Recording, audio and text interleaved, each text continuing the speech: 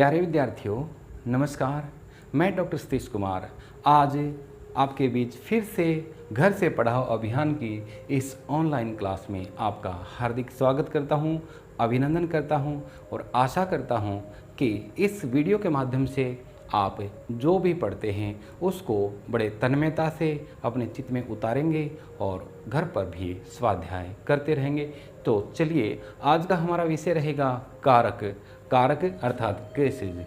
Case कारक क्या होता है, पहले हम इसकी चर्चा करेंगे और उसके बाद एक बहुत गजब की बहुत अच्छी सी ट्रिक के माध्यम से मैं आपको बताऊंगा कि कारक को कैसे पहचानेंगे और कारक को किस प्रकार से हल करेंगे। तो आइए पहले एक बार हम कारक के विषय में जान लेते हैं कि कारक क्या होता है। तो मैं बताना चाहूँगा कि कारक शब्द की व्युत्पत्ति कैसे हुई। ये क्री धातु से णुवुल प्रत्यय, क्या णुवुल प्रत्यय से मिलकर कारक शब्द की व्युत्पत्ति हुई है। अर्थात कारक का अर्थ है करने वाला।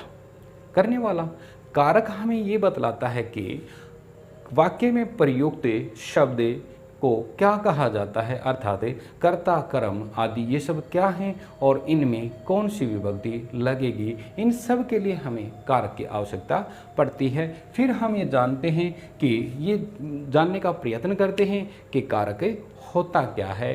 तो इसके लिए संस्कृत में एक डेफिनेशन दी गई है कि क्रिया जनकत्वम कारकत्वम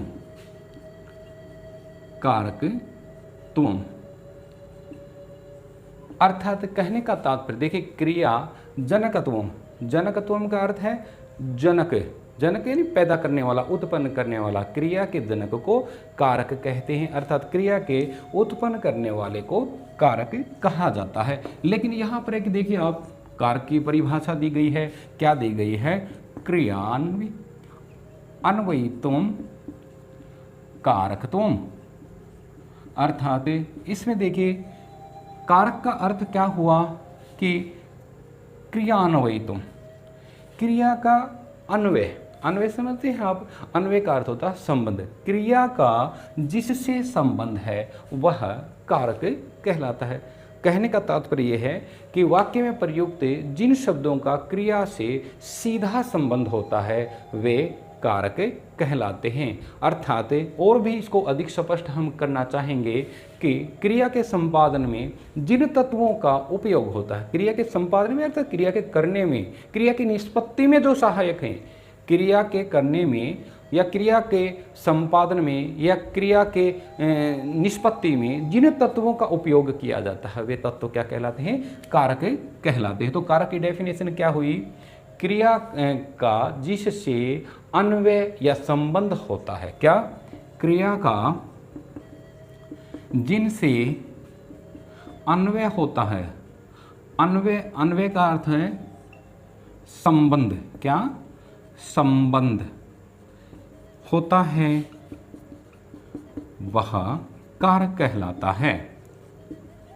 अब आप बताइए कि कारक आप समझे कि नहीं?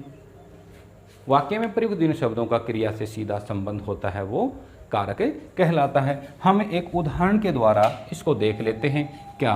किस प्रकार से? जैसे उदाहरण के तौर पर रामः फलम खादति। क्या? रामः फलम खादति। राम फल खाता है। क्या है? राम फल खाता है। और एक बात और बताना चाहूँगा मैं आपको, जब भी हम कारक पढ़ते हैं तो वहाँ कारक चिन्ह को ढूंढना शुरू कर देते हैं कि कर्ता ने कर्म को कर्ण से के द्वारा, इस प्रकार से आप बिल्कुल मत ढूंढिए। गलती सबसे बड़ी हम यही कर देते हैं। यदि आप कारक चिन्ह के अनुसार चलोगे तो निश्चित तौर पर आपका कारक गलत होगा। फिर करना क्या है हमें? हम केवल और केवल क्रिया को ढूंढने का प्रयास करेंगे। क्रिया यहाँ पर आप देखिए क्या है? खादती अर्थात खाता है। अब खाने वाला कौन है यहाँ पर? राम। तो राम का क्रिया के साथ सीधा संबंध है। खाया क्या जाता है? फल। फल खाता है तो इसका भी क्रिया के साथ सीधा संबंध है। अतः हम कह सकते हैं कि इन दोनों पदों में क्या है? कारक विद्यमान है। तो आप समझ गए होंगे कि वाक्य में प्रयुक्त जिन शब्दों का क्रिया के साथ सीधा संबंध होता है वैसे तो अन्य शब्दों के साथ भी सीधा संबंध होता है, लेकिन विशेष रूप से क्रिया की बात कही गई है, तो मैं कहूँगा कि क्रिया की निष्पत्ति में जो सहायक हैं, क्रिया की निष्पत्ति में जो सहायक हैं वो कारक कहलाते हैं। फिर प्रश्न आता है, देखिए यहाँ पर एक चित्र के माध्यम से आप इसको देखिए, मैं आपको बताना चाहूँगा कि ये चित्र देखिए आप, यहाँ पर आपको ये क्या दिखाई दे रहा है, एक वृक्ष दिखाई देता है। ये वृक्ष कहाँ पर है, उद्यान में अर्थात बगीचे में। मैं लिख देता हूँ ये क्या है, बगीचा, ठीक है, उद्यान है। और ये क्या है, आप देख रहे ये फल हैं, ठीक है, और ये क्या है, ये वृक्ष है, वृक्ष हो गया। अब यहाँ पर ये क्या है, इसे ये बड़े लड़के का नाम मैं रख देता हूँ राम, और ये कौन है, ये इसका मित्र अर्थात मित्र का नाम भी रख देता हूँ मैं, श्याम रख देता हूँ। अब आप देखिए, और ये इसके हाथ में क्या है, इधर देखिए ये डंडा, क्या है, डंडा, ये डंडा। अब ये देखिए इसको आप कि यहाँ पर राम अपने मित्र, तो मैं एक सेंटेंस लिखता हूँ कि राम मित्र के लिए, क्या, राम मित्र के लिए। अब मित्र के स्थान पर आप श्याम भी लिख सकते हो कि राम श्याम के लिए उद्यान में पेड़ से डंडे द्वारा फल तोड़ता है, फल तोड़ता है। अब इस वाक्य में मैंने पहले बताया था कि सबसे पहले हम क्या ढूंढने का प्रयास करेंगे, क्रिया को ढूंढने का प्रयास करेंगे। तो क्रिया क्या है, देखिए राम मित्र के लिए उद्यान में पेड़ से डंडे द्वारा फल तोड़ता है। तो यहाँ पर तोड़ना क्रिया, आप समझ गए होंगे कि तोड़ना क्या है, क्रिया है, ठीक है ना, तोड़ता है। अब एक एक शब्द को देखेंगे कि तोड़ने वाला है कौन, यहाँ पर कौन तोड़ रहा है, राम, ठीक है। और फिर किसके लिए तोड़ रहा है, तो मित्र के लिए। कहाँ पर तोड़ रहा है, उद्यान में। किससे तोड़ रहा है, पेड़ से। किसके द्वारा तोड़ रहा है, डंडे के द्वारा। और क्या तोड़ रहा है, फल तोड़ रहा है।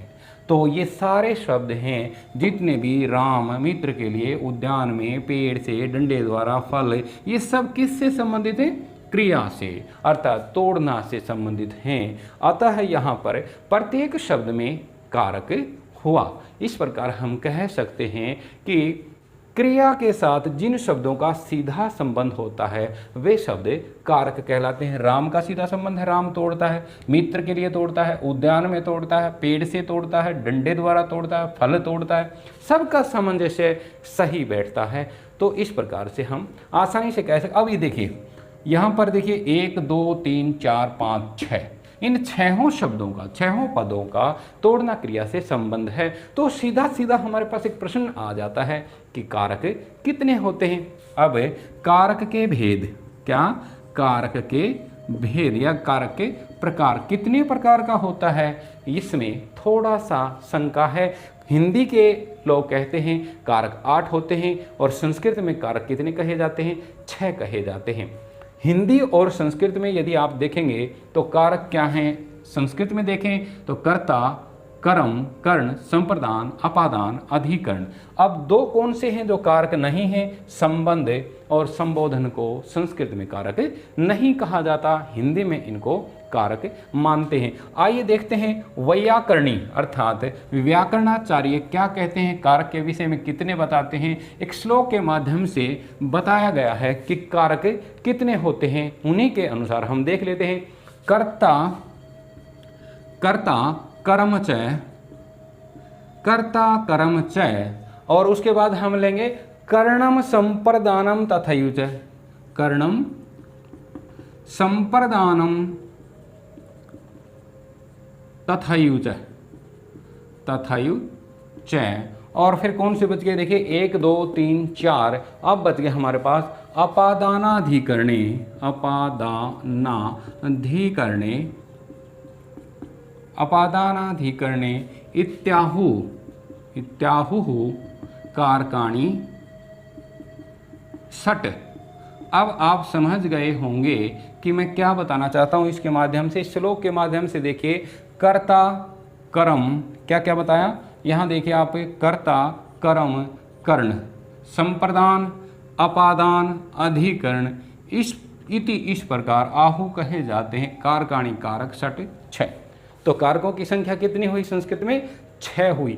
फिर संबंध और संबोधन की बात करें। संबोधन किसी को पुकारने के लिए कहा जाता है। संस्कृत आचार्य इसको कारक नहीं मानते, हिंदी में इनको कारक कहा जाता है, क्योंकि संबोधन में भी प्रथमा विभक्ति का प्रयोग होता है और कर्ता कारक में भी प्रथमा विभक्ति का ही प्रयोग होता है, इसलिए इसको अलग से कारक के श्रेणी में नहीं रखा जाता। अब एक बात और नई उभर के आती है, ये तो समझ गए होंगे कारक कितने होते हैं? 6 होते हैं। कर्ता कर्म च कर्णम संप्रदानम तथैव च अपादानाधिकरणे इत्याहु कारकाणि षट्, अर्थात कारक 6 कहे जाते हैं। अब इन 6 कारकों में संबंध को कारक क्यों नहीं कहा जाता? देखिए, संबंध को कारक क्यों नहीं कहा जाता, ये बात है, बड़ी सोचने की बात है।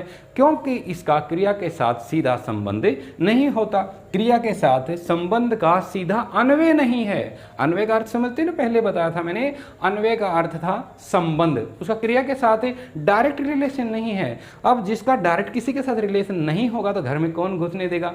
अजनबी को तो कोई आने नहीं देगा।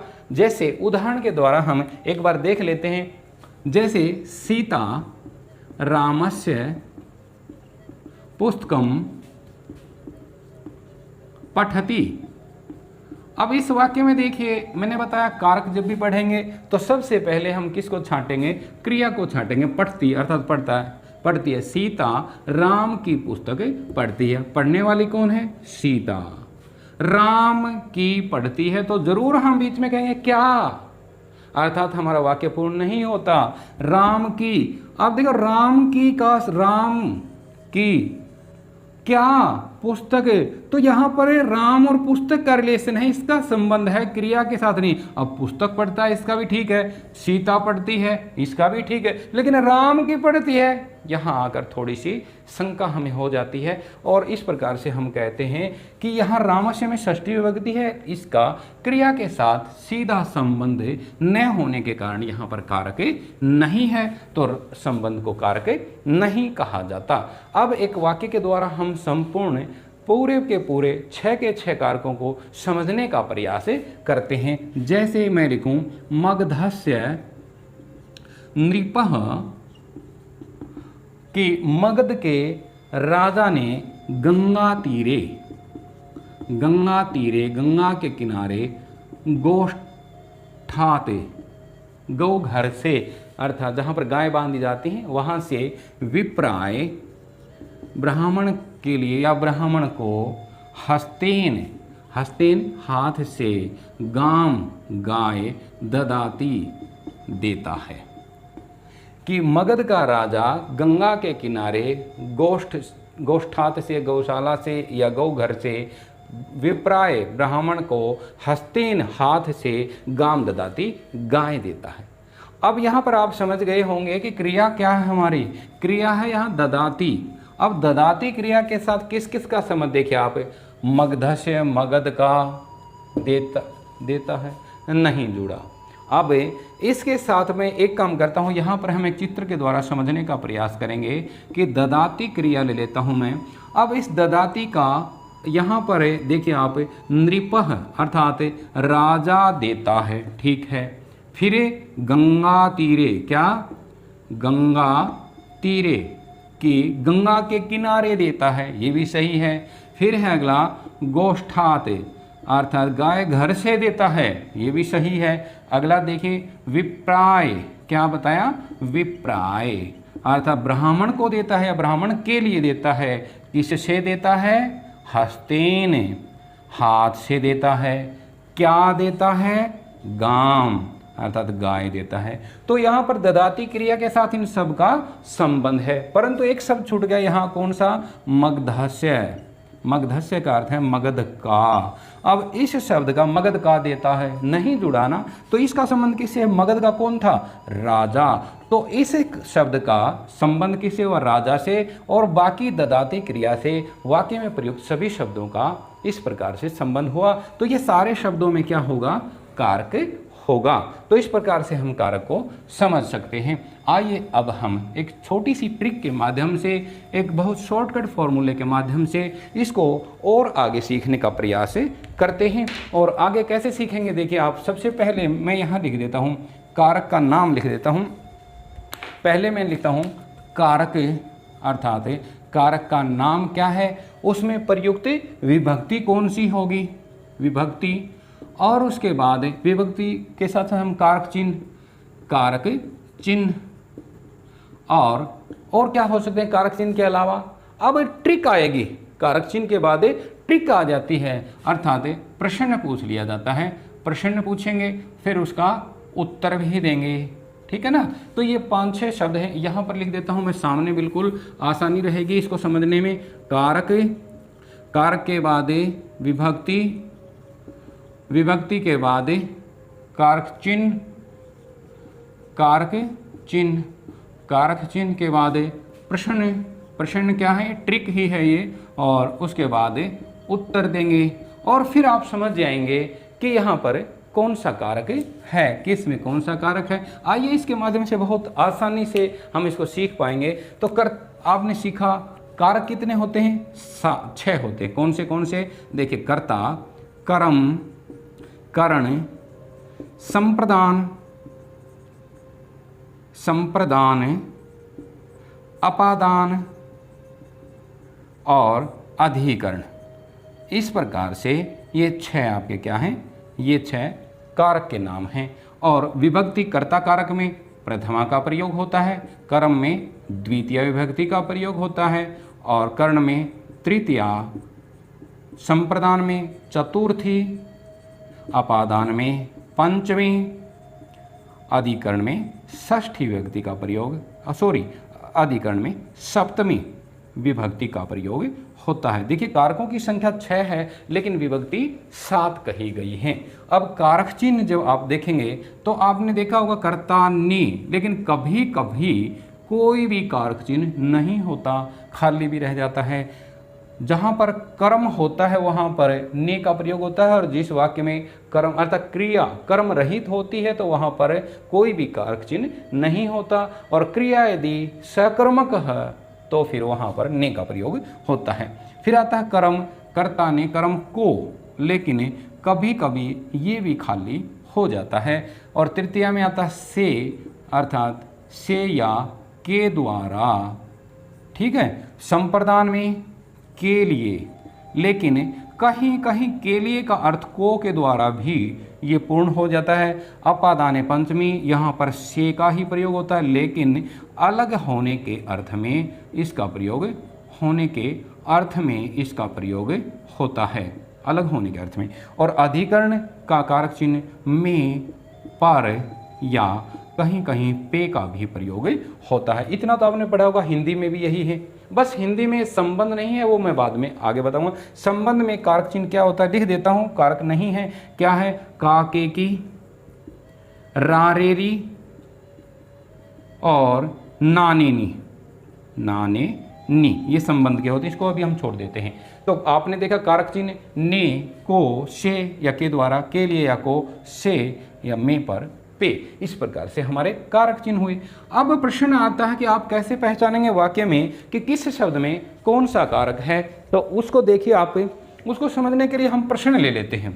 प्रश्न बहुत आसान से हैं, और उन प्रश्नों को आप देखेंगे तो संस्कृत में और हिंदी में आप आसानी से, बहुत आसान तरीके से आप कारक को पहचान जाएंगे। जैसे हम यहाँ पर लेते हैं कह, अर्थात कौन। इस शब्द का उत्तर जहाँ से हमें मिल जाएगा तो क्या हो जाएगा, हमारा वो कर्ता कारक हो जाएगा। दूसरा हमारा है किम, किम का हम क्या लेंगे, क्या या किस, क्या या किसको भी कह सकते, कई बार हम क्या या किसको।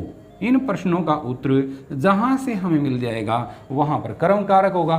फिर कर्ण में क्या होता है, देखिए यहाँ पर केन, क्या है, केन शब्द संस्कृत का है, केन का प्रयोग करेंगे, और यहाँ पर हिंदी में करेंगे किसके द्वारा, है किसके द्वारा। और उसके बाद संप्रदान, संप्रदान में आता है के लिए, तो यहाँ पर कसमई शब्द का प्रयोग हम कर सकते हैं। कसमई अर्थात किसके लिए, कसमई शब्द का प्रयोग करेंगे संस्कृत में हिंदी में हम किसके लिए, यदि इन प्रश्नों का उत्तर हमें जहाँ से मिलेगा तो संप्रदान कारक है, और अपादान में अलग होने में इसका प्रयोग होता है, तो फिर हम लेते हैं कस्मात। और संस्कृत में कस्मात हो गया, हिंदी में किससे, अर्थात किससे अलग हो रहा है, ये बात आती है। तो वहाँ पर अपादान कारक, और अधिकरण में क्या होता है, में, पर, अर्थात इसके लिए हम संस्कृत शब्द का एक स्थान विशेष होने की वजह से कुत्र शब्द का हम प्रयोग कर लेते हैं, और हिंदी में यदि करें तो कहाँ पर या किस में, ऐसे इस प्रकार के एक सामान्य सा हम स्थान के कहाँ पर इस प्रकार से। यदि इन प्रश्नों के उत्तर वाक्य में हमें जहाँ जिस भी शब्द से मिलेंगे तो समझ लेना कि वहाँ पर वही कारक होगा।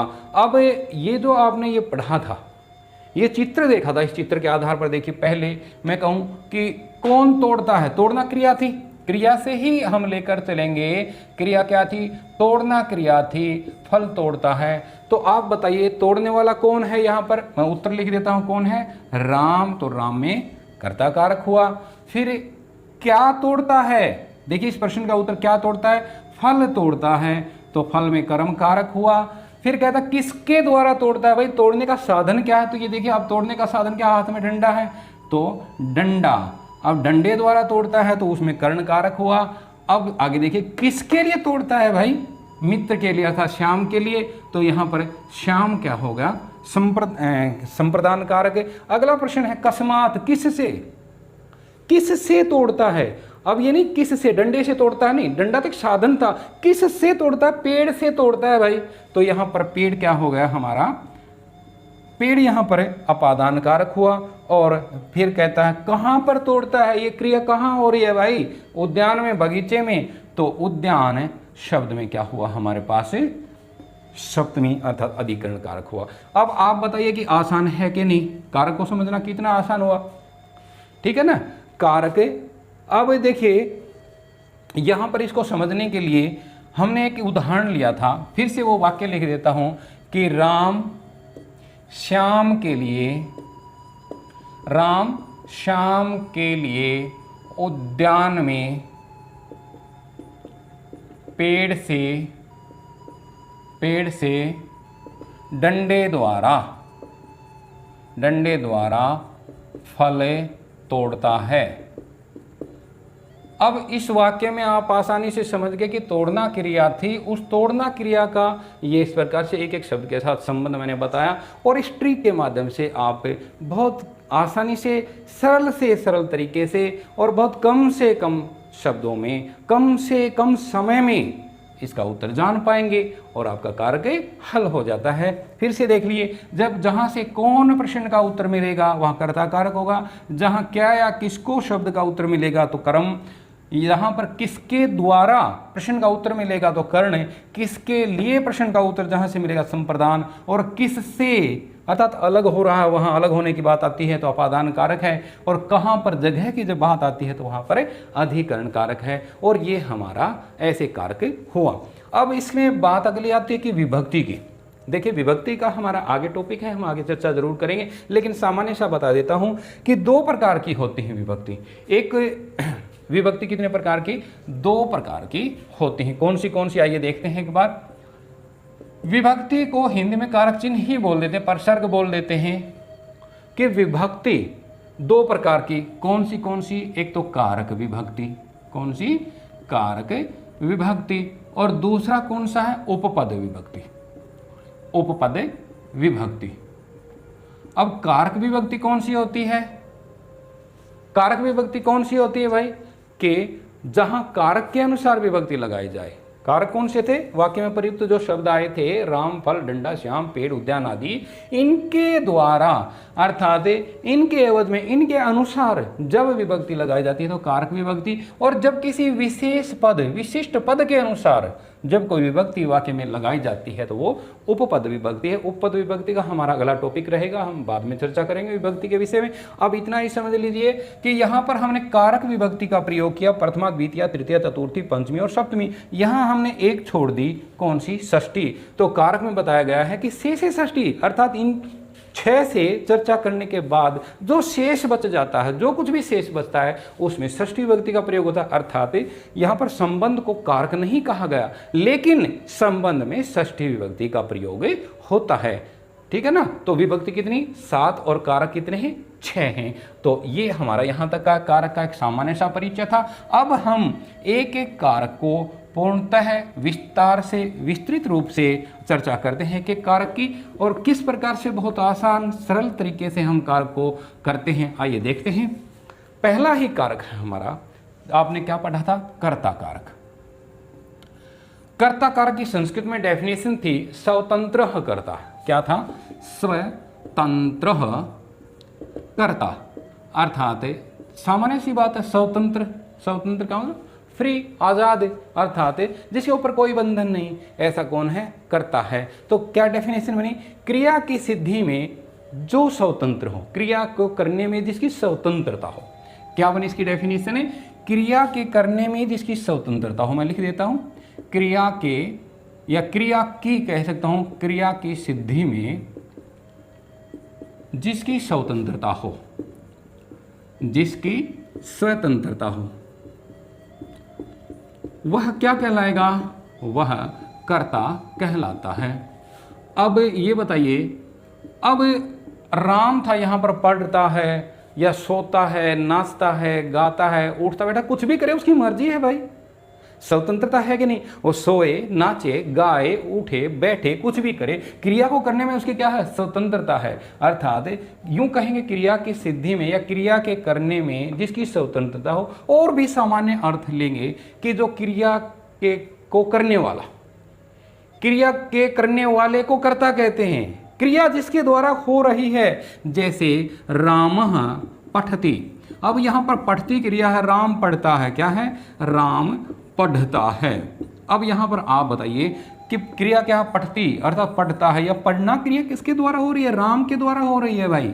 हम यहां पर ने से के द्वारा बिल्कुल भी नहीं देखेंगे, ये देखेंगे क्रिया किसके द्वारा हो रही है? राम के द्वारा। ये देखिए पठती क्रिया राम के द्वारा हो रही है, तो राम शब्द में क्या होगा? यहाँ पर कर्ता कारक हो गया। सामान्य सी बात थी। अब यहाँ ने से के आदि तो कुछ भी नहीं लगाया हमने। ने कब आता है?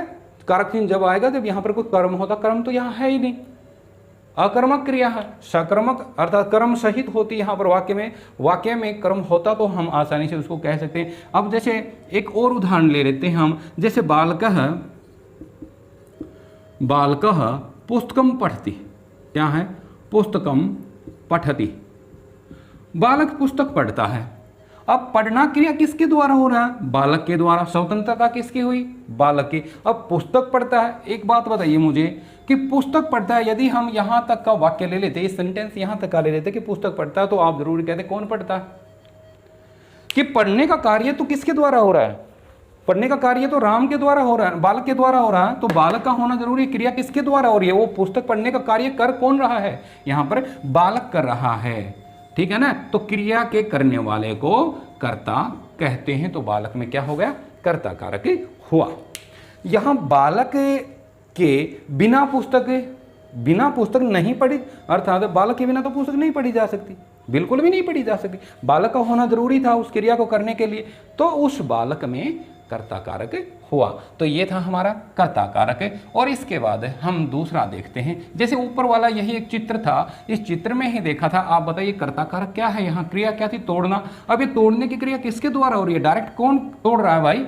राम तोड़ रहा है। तो राम में कौन सा कारक होगा? मैं यहाँ लिख देता हूँ, कर्ता कारक हो गया राम में, क्योंकि क्रिया किसके द्वारा हो रही है? तोड़ना। अब यहाँ मैं तोड़ना लिख देता हूँ ना, तोड़ना। अब ये तोड़ना क्रिया किसके द्वारा हो रही है? राम के द्वारा। तो राम में कर्ता कारक हो गया ना ये। अब देखिए दूसरा एग्जाम्पल ले लेते हैं, और दूसरा उदाहरण हमारे पास है कारक है कर्म कारक। अब कर्म कारक की डेफिनेशन है कर्तुः इप्सित तमम कर्म। क्या? इसको तोड़ लेते हैं। कर्तुः इप्सित तमम कर्म। मैंने संधि विच्छेद कर दिया एक का। कर्तुः इप्सित तमम कर्म। अब देखिए कर्तुः माने कर्ता, इप्सित माने चाहता है, तमम क्या होता है? जैसे हम इंग्लिश में बोलते हैं ना good better best, good better best जैसे होता है, तो इसी प्रकार तर और तम होते हैं, अर्थात इसके जो बहुत अच्छे ढंग से, अच्छे मतलब बहुत ज़्यादा जो चाहता है, कर्ता क्रिया के द्वारा जिसको सबसे ज़्यादा चाहता है उसको क्या कहेंगे? कर्म। तो परिभाषा क्या बनी?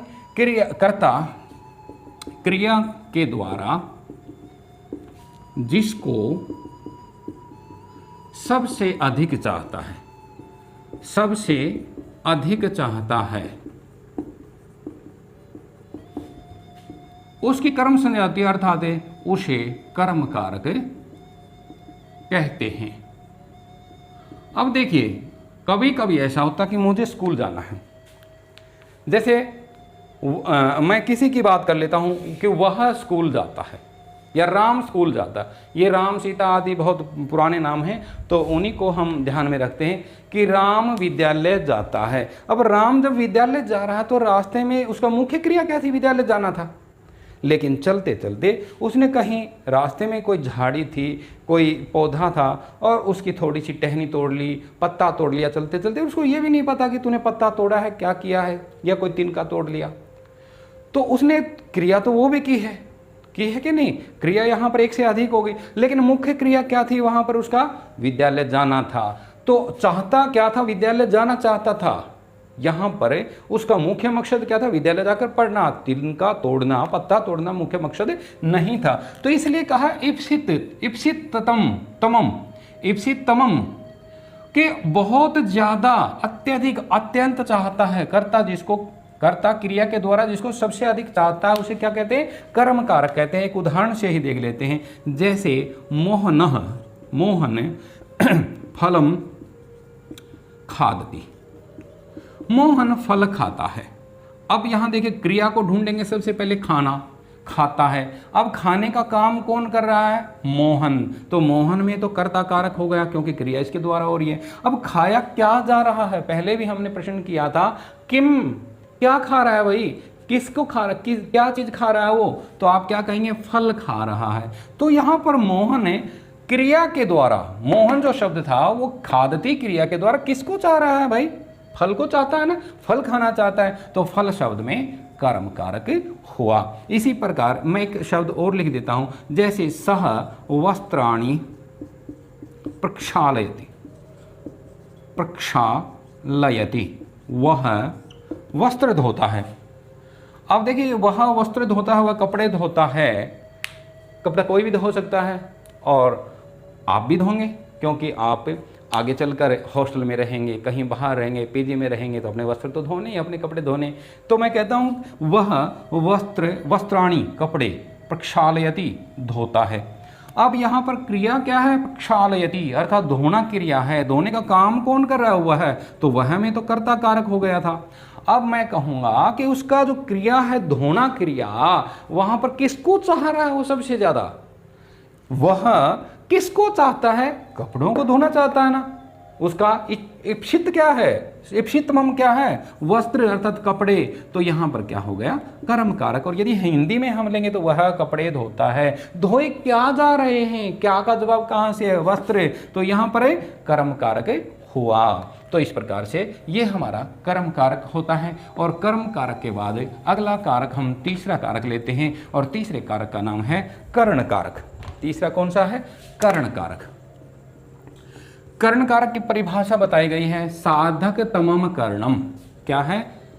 साधक तमम कर्णम, अर्थात कर्णम शब्द है, साधक तमम कर्णम, क्रिया की सिद्धि में जो सबसे अधिक सहायक हो। क्या कहेंगे परिभाषा?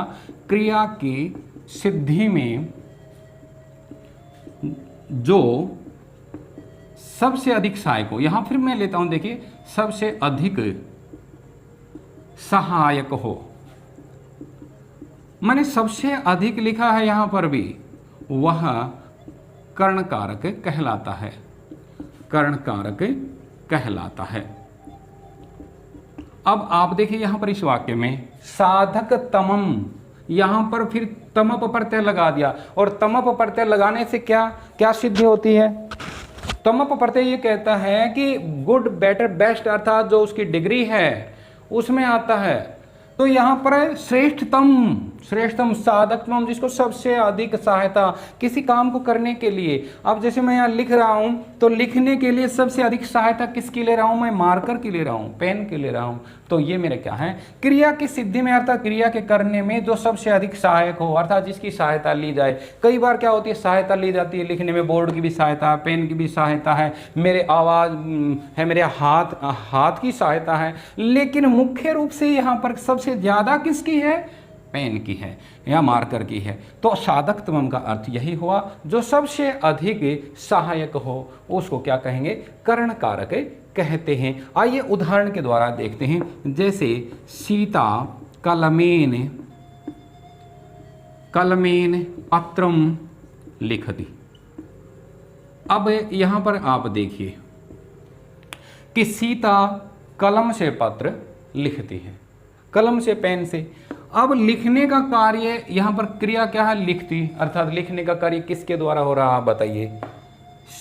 कलम के द्वारा भी हो रहा है, सीता के द्वारा। आप कहेंगे कि जी कलम का भी काम है लिखना, तो और सीता का भी। यदि सीता नहीं होती तो क्या कलम लिख सकती थी, नहीं।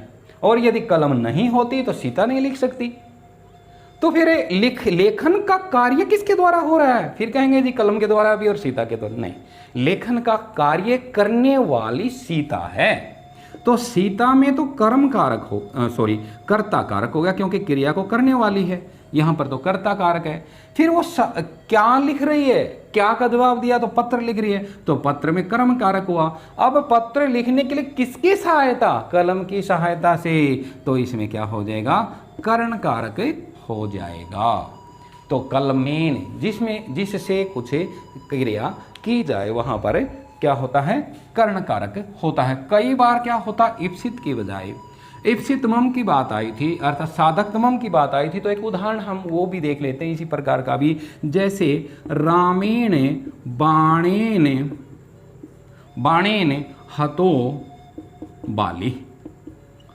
अब देखिए एक से अधिक यहाँ पर कर्ण कारक हुए या तृतीय विभक्ति हुई, कि क्या मतलब हुआ, राम द्वारा बाण से बाली मारा गया। मारने वाला कौन है, बाली को, हता क्रिया है, यहाँ मारने वाला है कौन है, बाण है राम। तो राम में यहाँ पर कर्ता कारक हो गया। ध्यान दीजिए, कभी कभी कर्ता में भी तृतीय व्यक्ति का प्रयोग हो जाता है। तो यहाँ हत अर्थात मारने वाला कौन हुआ, राम हुआ, तृतीय व्यक्ति होते हुए भी यहाँ पर राम कर्ता कारक है। अब मारा कौन गया, बाली। किसको मारा है, बाली को, तो बाली कौन हो गया, कर्म हो गया। और मारा किसके द्वारा है, साधन क्या अपनाया, बाण, तो यहां पर बाण में कर्ण कारक हुआ। तो इस प्रकार से आप एक उदाहरण और ले लेते हैं हम, और ज़्यादा इसको एक्सप्लेन कर लेते हैं, मतलब इसको स्पष्ट कर लेते हैं। जैसे बालकः कंदुकेन क्रीडति।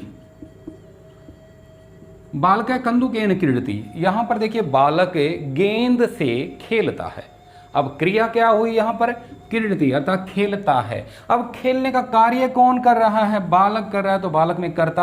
अब वो बालक खेल रहा है, साधन क्या उसका खेलने का, किसके द्वारा खेल रहा है, बॉल के द्वारा, गेंद के द्वारा। तो यहाँ पर इसमें क्या हो गया, कर्ण कारक हुआ। तो ये हमारा तीसरा कारक कर्ण कारक था, और शायद बहुत अच्छे से आपको समझ में आता होगा। और यदि किसी प्रकार की भी कोई समस्या है तो आप मुझे ज़रूर अवगत कराएंगे उससे, ताकि मैं अगली वीडियो में उसको और अधिक स्पष्ट कर सकूं। और अगला आता है हमारा चौथा, संप्रदान। संप्रदान देखिए, संप्रदान कारक की परिभाषा, कर्मणा यम अभिप्रैति से संप्रदानम। कर्मणा, कर्म के द्वारा। अब कौन से कर्म के द्वारा, यहां पर देखिए संप्रदान, तो हम कहेंगे दान कर्म के द्वारा। कर्मणा यम अभिप्रैति, जिसको सबसे अधिक क्या कहेंगे, जिसको कर्ता, दान कर्म के द्वारा कर्ता, जिसे क्या है, कर्मणा यमाभिप्रैति स संप्रदानम, अर्थात कर्ता कर्म द्वारा, दान कर्म द्वारा जिसे संबद्ध संबद्ध समझते हो, करना चाहता है, क्रिया से संबद्ध करना चाहता है, दान कर्म जिसे संबद्ध करना चाहता है,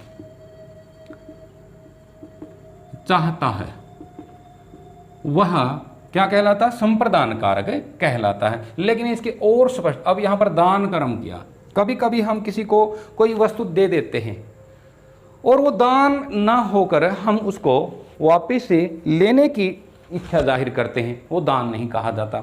जैसे मोहन ने धोबी को वस्त्र दिए, क्या मैं लिख देता हूं, मोहन ने धोबी को वस्त्र दिए। अब यहां पर देखिए दिया, अब उससे पहले इसको मैं स्पष्ट करूं, एक चीज और यहां पर स्पष्ट कर देता हूं संप्रदान की। ये कथन दान कर्म के द्वारा कर्ता जिसे संबद्ध करना चाहता है उसके संप्रदान संज्ञा होती है, अर्थात उसको संप्रदान कहा जाता है। लेकिन स्पष्ट शब्दों में इसके कहूंगा कि जिसे कुछ दिया जाए, ठीक है ना, जिसे कुछ, इसको आसानी से बना देंगे, जिसे कुछ दिया जाए या जिसके लिए कुछ किया जाए, कुछ किया जाए, उसे क्या कहते हैं? संप्रदान, उसे संप्रदान कारक कहते हैं। जिससे कुछ दिया जाए या जिसके लिए कुछ दिया जाए, अर्थात देने की एवज में ददाती क्रिया जहां पर भी हो, देने की बात जहां पर भी हो, जिसे दिया जाए या जिसके लिए कुछ किया जाए, लेकिन स्वार्थ से नहीं, अहित, ठीक है ना, स्वार्थ रहित होकर। अब यहां देखिए, मोहन ने धोबी को वस्त्र दिए, यहां पर देना क्रिया हो गई। किसे दिए हैं? धोबी को दिए हैं ना। मैंने बताया था पहले भी कि संप्रदान में कभी कभी को भी आ जाता है। अब धोबी को जो वस्त्र दिए हैं, क्या वो उसने दान किए हैं? क्या देना क्रिया तो थी। अब आप बताइए, क्या दान किए हैं या वापस लेगा? निश्चित रूप से वो धुलवा कर उनको वापस लेगा। तो यहां पर दान नहीं कहा जाता, तो धोबी में यहां पर कौन सी संप्रदान कारक नहीं होगा, यहां पर षष्ठी विभक्ति लग जाएगी इसमें, ठीक है ना। और मैं कहूं जैसे नृपः विप्राय गाम ददाति।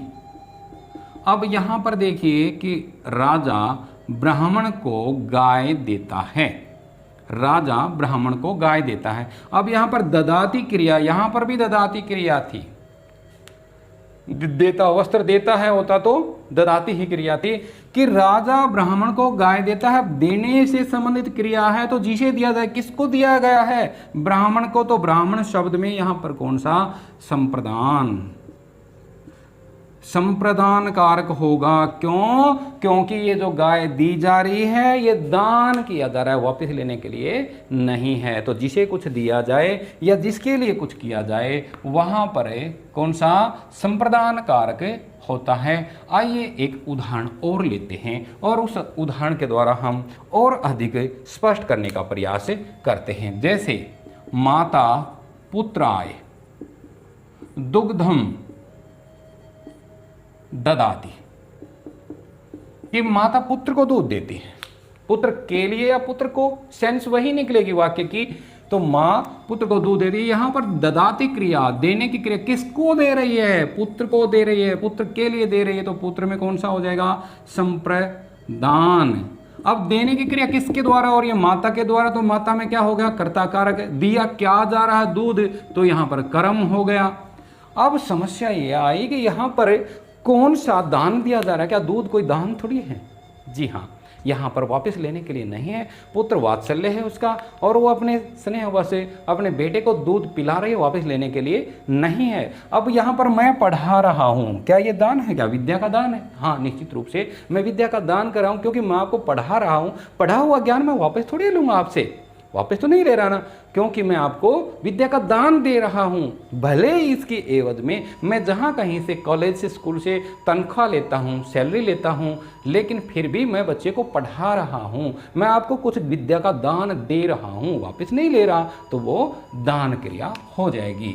तो ये था हमारे पास कौन सा? संप्रदान कारक। अब हम अगला देखते हैं और अगला कारक हमारा कौन सा है? 5वां कारक है और उसका नाम है अपादान।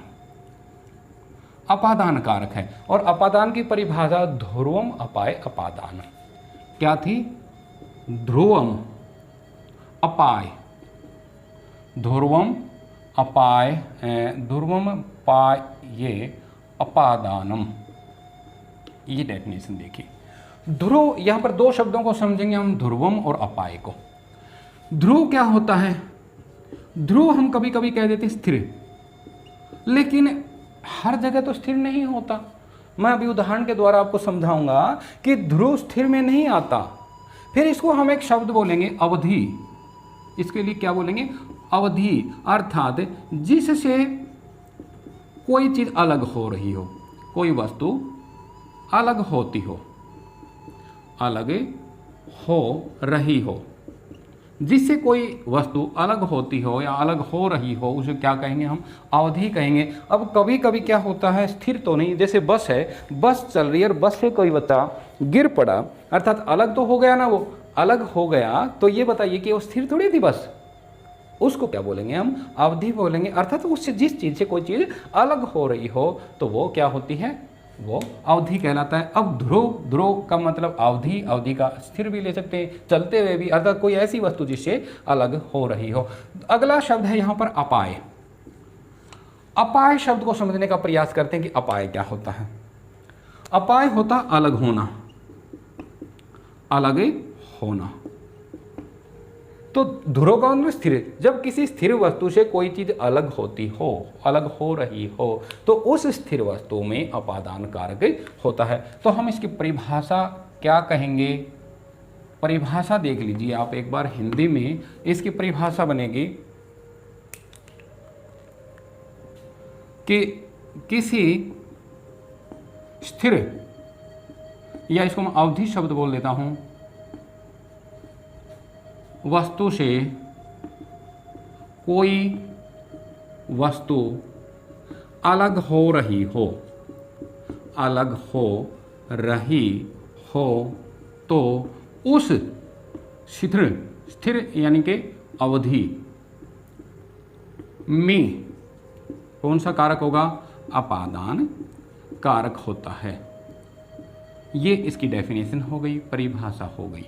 अब इसको उदाहरण के द्वारा समझने का प्रयास करते हैं कि यहाँ पर देखिए, ऊपर ये आपने जो चित्र देखा था, इस चित्र में स्थिर क्या था? यहाँ पर वृक्ष, और इस वृक्ष से क्या वस्तु अलग हो रही है? ये फल अलग हो रहा है। क्या अलग हो रहा है? फल। ये फल देखिए आप, यहाँ पर ये फल टूट के नीचे गिर जाता है, नीचे गिर गया ये फल, तो अलग हो रहा है कि नहीं? ये टूट कर नीचे गिर गया तो ये अलग, किससे अलग हुआ? पेड़ से। तो हम जैसे कोई पत्ता गिरता है तो एक उदाहरण के द्वारा देखते हैं, वृक्षात पत्राणि पतंति। वृक्ष से पत्ते गिरते हैं, वृक्ष से पत्ते गिर रहे हैं, फल गिर रहा है। फलानी पतंति या पत्राणि पतंति, एक वचन होता तो फलम पतति या पत्रम पतति। ठीक है, यहाँ पर मैं फल ही गिरा देता हूँ क्योंकि पत्ते तो दिखाई नहीं देते, तो मैं कहूँगा फलम पतति। अब आप देखिए यहाँ पर क्रिया क्या है? पतति, अर्थात गिरता है, गिर रहा है। क्या गिर रहा है? फल। तो यहाँ पर क्या का उत्तर था? फल। कर्म कारक। किससे अलग हो रहा है ये फल? अभी देखना है किससे? वृक्ष से। तो यहाँ पर वृक्षात में कौन सा हो जाएगा? अपादान कारक हो जाएगा। अपादान का हो गया। इसी प्रकार अब एक उदाहरण और लेते हैं हम, उस उदाहरण से आप और ज्यादा स्पष्ट करेंगे। स धावतो अश्वात पतति। वह दौड़ते हुए घोड़े से गिरता है। अब देखिए, वह दौड़ते हुए घोड़े से गिरता, क्रिया क्या है यहाँ? पतति, गिर रहा है या गिरता है। गिरने वाला कौन? स है, तो ये तो कर्ता कारक हो गया, क्योंकि क्रिया क्या थी? पतति, गिरने वाला थी। कहां से गिरा? किससे गिर रहा है भाई? दौड़ते हुए घोड़े से। अब मुझे बताइए कि घोड़ा स्थिर है या नहीं? स्थिर नहीं है क्योंकि चल रहा है, लेकिन उससे कोई चीज अलग हो रही, इसलिए इसका नाम हमने अवधि दिया था। तो धाव तो अश्वात, यहाँ पर क्या हो जाएगा? अपादान कारक हो जाएगा। कभी कभी ये जो है अपादान कारक अन्य अर्थों में भी होता है। जैसे हम कुछ एग्जाम्पल लेते हैं, भय के योग में भी अपादान कारक का प्रयोग होता है। जैसे सह सर्पात विभेदी, वह सांप से डरता है। यहाँ विभेदी डरने के अर्थ में, देखिए दान नहीं है यहाँ पर, लेकिन किससे डर रहा, जिससे डर हो सर्प, तो यहाँ पर अपादान कारक हुआ। वह बहू ससुर से लज जाती है, लज्जा के अर्थ में भी किससे लज जा रही है, ससुर से। तो हिंदी में देखिए, आप हिंदी में मैं बताता हूँ कि बहू ससुर से लज जाती है, लज जाती है। अब देखिए यहाँ पर लज्जाना अर्थात शर्म करना, किससे शर्म कर रही है, ससुर से। तो लज्जा के अर्थ में जिससे लज्जा है, जिससे शर्म हो, वहाँ पर भी अपादान कारक होता है। इसके अतिरिक्त जहाँ से कोई कार्य शुरू किया जाए वहाँ से भी अपादान कारक, उसमें भी अपादान कारक होता है। जैसे मैं कल से अपनी पढ़ाई शुरू करूँगा, तो कल से, यहाँ पर कल क्या है, जहाँ से हमें कार्य शुरू करना है, तो उसमें भी अपादान कारक का प्रयोग यहाँ पर अलग होने के अर्थ में नहीं है, लेकिन कुछ अलग हैं। फिर जिससे विद्या ग्रहण की जाए, काफ़ी महत्वपूर्ण है ये प्रश्न, जिससे विद्या ग्रहण की जाए वहाँ अपादान कारक है। जैसे राम गुरु से पाठ पढ़ता है, गुरु जी से पाठ पढ़ता है। यहाँ पर देखिए पढ़ना क्रिया, अब पढ़ने वाला कौन, राम, राम में तो कर्ता कारक हो गया, क्या पढ़ता, पाठ, कर्म हो गया। अब किससे पढ़ता, गुरु से, तो यहाँ पर अधिकतर बच्चे इसको कर्ण कारक कह देते हैं।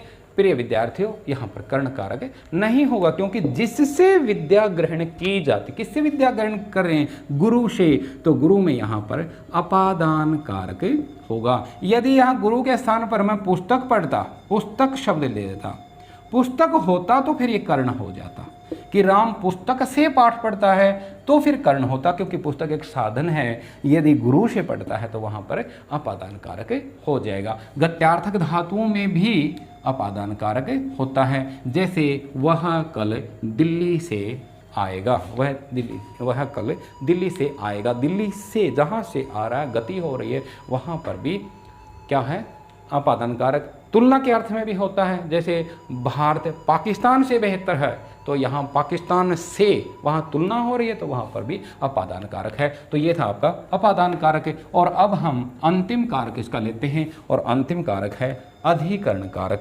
कौन सा, छठा हमारा है अधिकरण कारक। अधिकरण कारक की बहुत आसान सी परिभाषा है, आधारो अधिकरणम। आधारो अधिकरणम कि आधार ही अधिकरण है, आधार को ही अधिकरण कहा जाता है। अब किसका आधार, तो इसकी परिभाषा हम कहेंगे क्रिया का, कि क्रिया के आधार को ही अधिकरण कारक कहा जाता है, अधिकरण कारक कहा जाता है। क्रिया का आधार, अब जैसे हम एक उदाहरण लेते हैं, उदाहरण के द्वारा और ज़्यादा स्पष्ट करेंगे कि वानरः वृक्षे तिष्ठति, कि बंदर पेड़ पर बैठा है। अब क्रिया क्या है, क्रिया ढूंढने, सबसे पहले हम क्रिया ढूंढने का प्रयास करते हैं, तो तिष्ठति बैठा है क्रिया है। अब ये बैठने का कार्य, अर्थात हिंदी में लिख देता हूं कि बंदर पेड़ पर बैठा है। अब यहाँ पर बैठना क्रिया है, ये बैठा कौन है, बंदर है। बैठने का कार्य किसके द्वारा हो रहा है, बंदर के द्वारा, तो ये तो कर्ता हो गया क्रिया के करने वाले को। अब बैठक कहाँ पर है, क्योंकि मैंने बताया था आपको पहले कि हम कुत्र अर्थात कहाँ पर का जवाब चाहिए, तो वृक्ष पर, वृक्षे, तो इसमें क्या हो जाएगा, अधिकरण कारक हो जाएगा। क्रिया का आधार, बैठने का आधार, कहाँ बैठा, बेस उसका क्या है, किसके ऊपर वो खड़ा, मतलब किसके ऊपर बैठा है, बैठना क्रिया, तो यहाँ पर पेड़, तो पेड़ में क्या हो जाएगा, यहाँ पर आपका अधिकरण कारक हो जाएगा। एक आध एग्जाम्पल और लेते हैं हम, और ज़्यादा इसको समझने का प्रयास करते हैं। जैसे राजा या नृपः सिंहासने तिष्ठति, कि राजा सिंहासन पर बैठा है, राजा सिंहासन पर बैठा है, बैठना क्रिया, कहाँ पर बैठा है, सिंहासने, तो इसमें आपका अधिकरण कारक हुआ। इसी प्रकार एक और ले लेते हैं, सह कटे आस्ते, सह कटे आस्ते, कि वह कटे, कटे क्या होता है, चटाई पर, आस्ते बैठा है, वह चटाई पर बैठा है। अब चटाई पर क्या कटे, बैठने का आधार क्या है यहाँ पर है कटे, अर्थात चटाई, तो चटाई में क्या हो गया, अधिकरण कारक हो जाता है। अब एक प्रश्न आपसे मैं पूछना चाहूँगा, देखिए मैं कहता हूँ खगाः आकाशे उड्डयन्ति,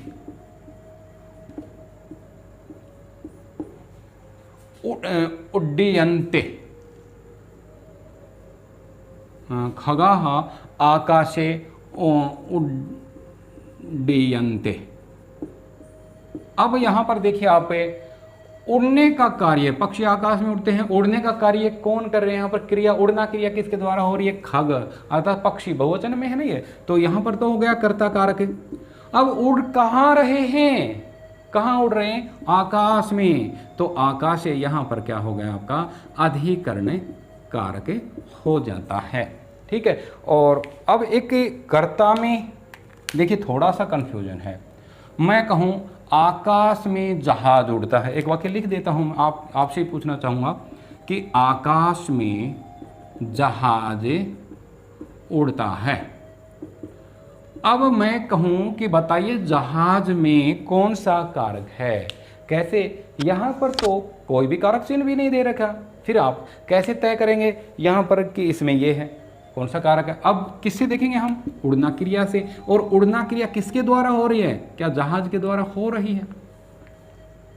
और दूसरा प्रश्न था क्या उड़ रहा, क्या, तो देखिए उड़ रहा कौन है, यहाँ पर कौन का उत्तर भी मिल रहा है और क्या का भी उत्तर मिल रहा है, तो आप कंफ्यूज हो गए कि कौन होता तो कर्ता होता और क्या है तो कर्म होता। तो बताइए जहाज क्या है, नहीं जान पाएंगे, क्योंकि उड़ने का कार्य जहाज नहीं करा, कोई पायलट उड़ा रहा है, उसको उड़ाना क्रिया किसी अन्य के द्वारा हो रही है। वहां पक्षी उड़ रहा था, पक्षी स्वयं पंख हिला रहा था, यहां पर जहाज को कोई और उड़ाता है, क्रिया कोई और कर रहा है। जहाज तो कोई वस्तु है क्या, तो ये क्या हो जाएगा, कर्म कारक हो जाएगा। तो ये हमारे पास मुख्य रूप से 6 कारक थे। अब इसके अतिरिक्त हम संबंध को भी लेते हैं। देखिए संबोधन की तो बात करूं तो संबोधन में प्रथम विभक्ति होती है, जो हिंदी में हम 8 कारक मानते हैं, तो उसमें संबंध और संबोधन होता है। अब हम संबंध की बात कर लेते हैं। इसको कारक नहीं कहा जाता संस्कृत में, लेकिन इसके लिए एक सूत्र है शेषे षष्ठी। अब शेष में षष्ठी विभक्ति, इसके लिए उदाहरण ये दे दिया सूत्र कि जो बच गए, इन 6 से अतिरिक्त इनकी बात करने के बाद जो शेष बचता है उसमें षष्ठी विभक्ति का प्रयोग किया जाता है। तो विभक्ति बताई थी मैंने 7 होती है, प्रथमा से लेकर सप्तमी तक, और कारक 6 होते हैं। तो शेष क्या है, शेष संबंध बच गया, तो संबंध में षष्ठी विभक्ति का प्रयोग किया जाता है। जैसे रामस्य पुस्तकम, रामस्य पुस्तकम अस्ति, राम की पुस्तक है। यहाँ पर देखिए राम और पुस्तक का आपस में रिलेशन दिखाया है, किसी एक संज्ञा शब्द का दूसरे संज्ञा या सर्वनाम शब्द से संबंध दर्शाने के लिए जिन कारक चिन्ह का प्रयोग किया जाता है वह संबंध कारक होता है। तो राम की पुस्तक, तो इसमें क्या हो जाएगा, का, के, की, कभी कभी रा, रे, री या ना, ने और नी का प्रयोग होता है। का के की तो समझते, जैसे राम की पुस्तक, राम का भाई, राम की बहन, ऐसे। और रारे जैसे हमारा, हमारी, हमारे, ना, अपना, अपनी, अपने, इस प्रकार से, तो वहाँ पर संबंध कारक होता है। तो आशा करता हूँ कि आपको अच्छे से समझ में आ गया होगा। मैंने कारक को अच्छी प्रकार से समझाने का बहुतायत प्रयास किया है और इसी के साथ